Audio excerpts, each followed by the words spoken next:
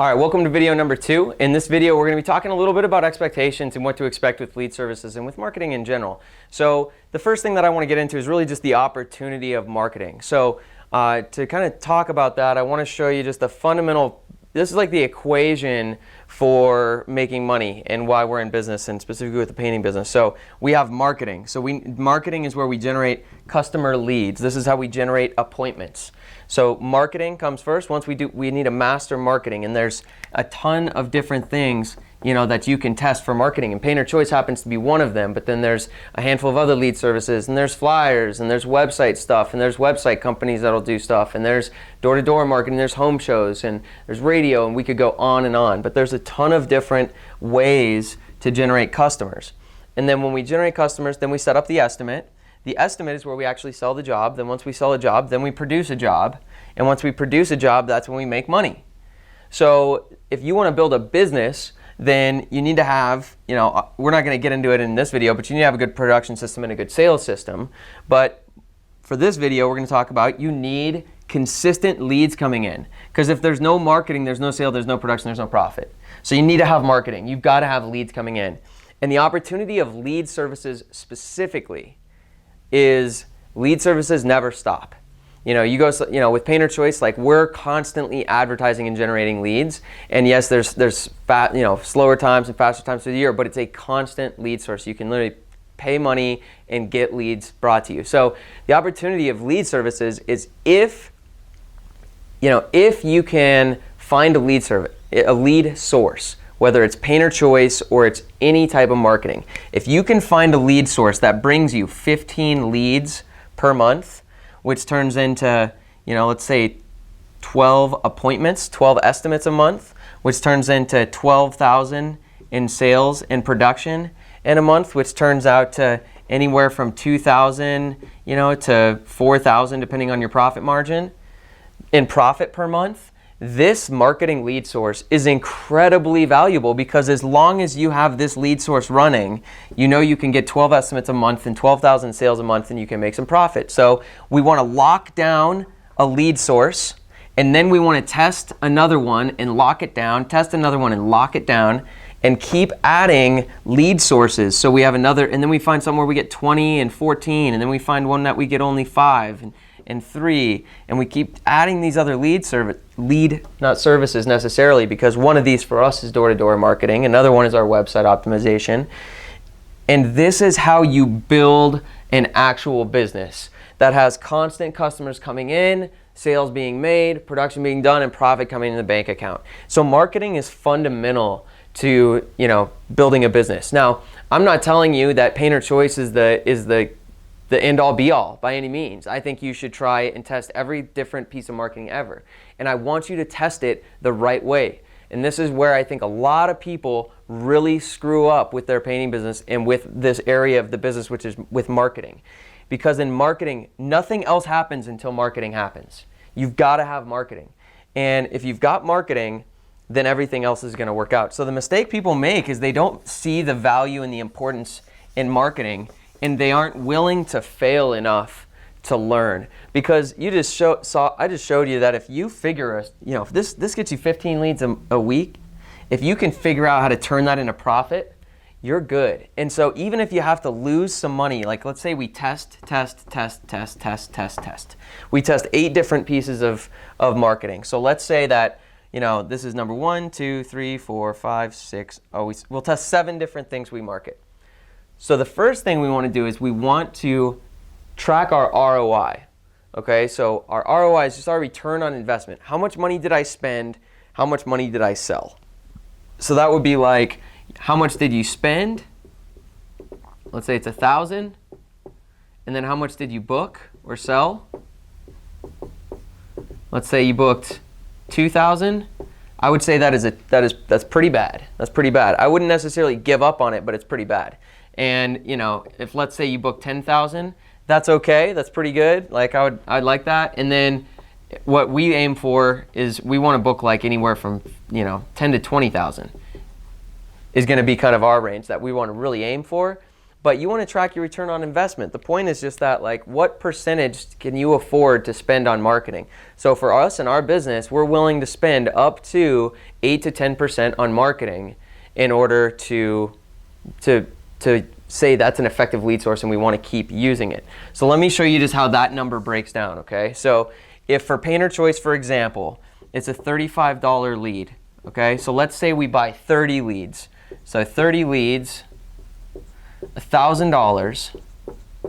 That's how much it would cost us. Now in 30 leads, let's say we're terrible at converting our appointments and we only set up 10 estimates.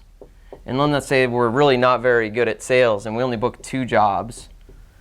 And we only booked 2 jobs, and let's say it was just a pretty small job size, so it's only $4,000 in sales. Okay, so on this would be, we spent 25% on marketing. But I would also look and say, okay, so that's the first thing you need to do. You've got to track your ROI and actually know how much did I spend and how much did I get back. You want to be tracking and adjusting your stuff as you go. Like, actually make sure you're keeping track on a day-to-day basis. How many leads came in? How many estimates did I set up? Because you want to make sure your conversion is there first. So this is the first number that you really need to track. Is 30 leads. How many estimates are you setting up from that? And then the next thing you track is how many estimates turns into how many jobs. Now, this is a bad sales rate. This is a bad conversion rate, and that is a low job size. So this is like a worst case scenario. I would tell, if my business partner got those results, I would tell them that they just need to improve their lead conversion and they need to improve their sales, and then this can be a really profitable opportunity for us. So now let's look at it again. Let's say we improve a couple things. So we get 30 leads. You know, the first 30 leads, we spent $1,000, we booked 4,000. Maybe our profit was going to be 1,000, so we actually don't make money. But we didn't lose money, and maybe we learned a thing or two. So now in the next 30 leads, we get 20 estimates.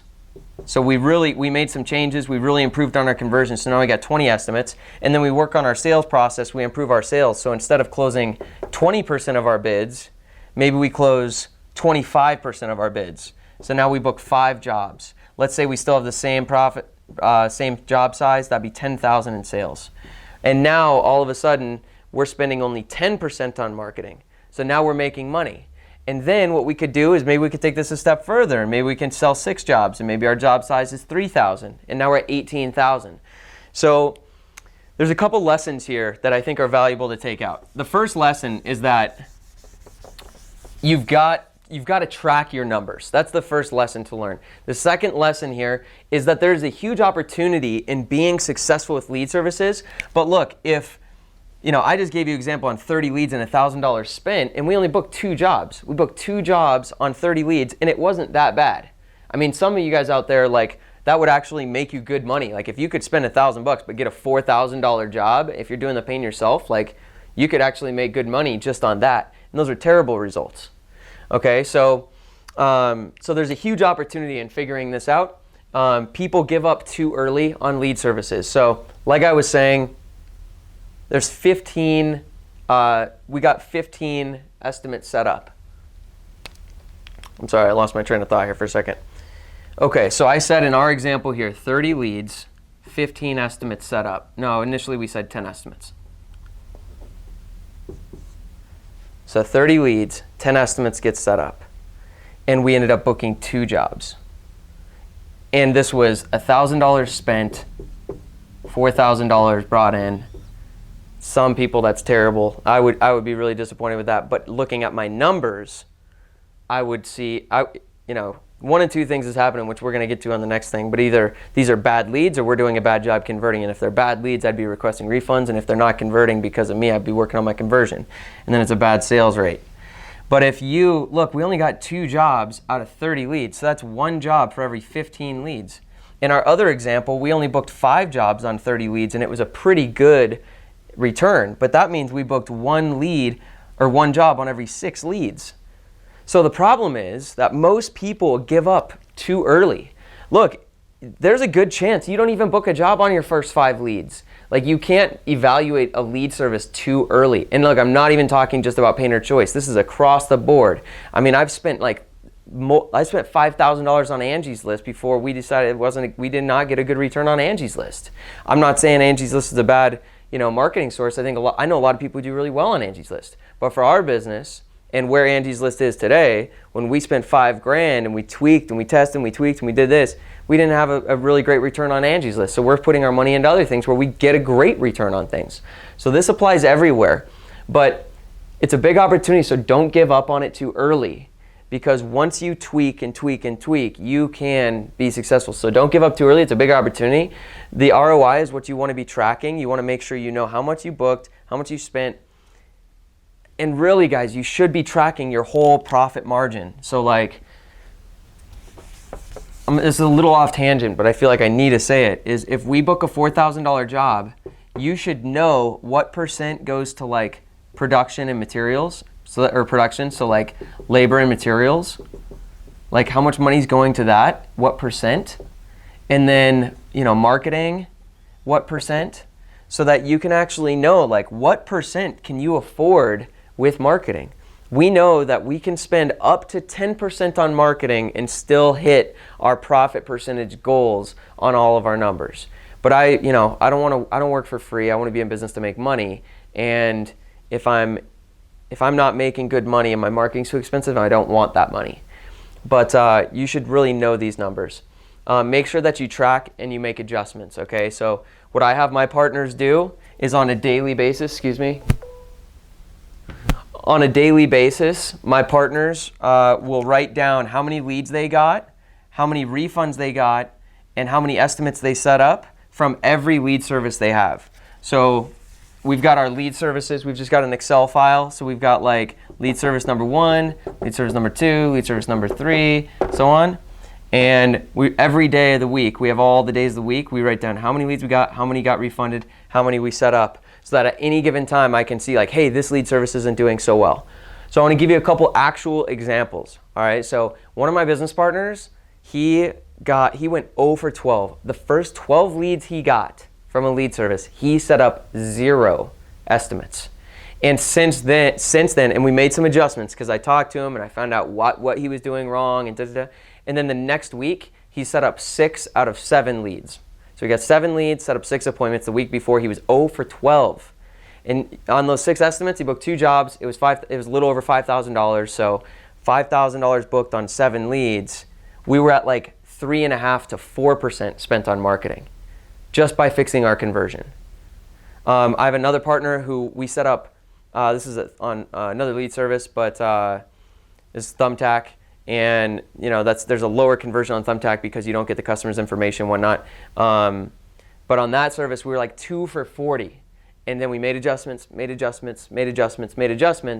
now my partner, one of my partners last week, he set up 21 appointments on 40 estimates in the last 2 weeks.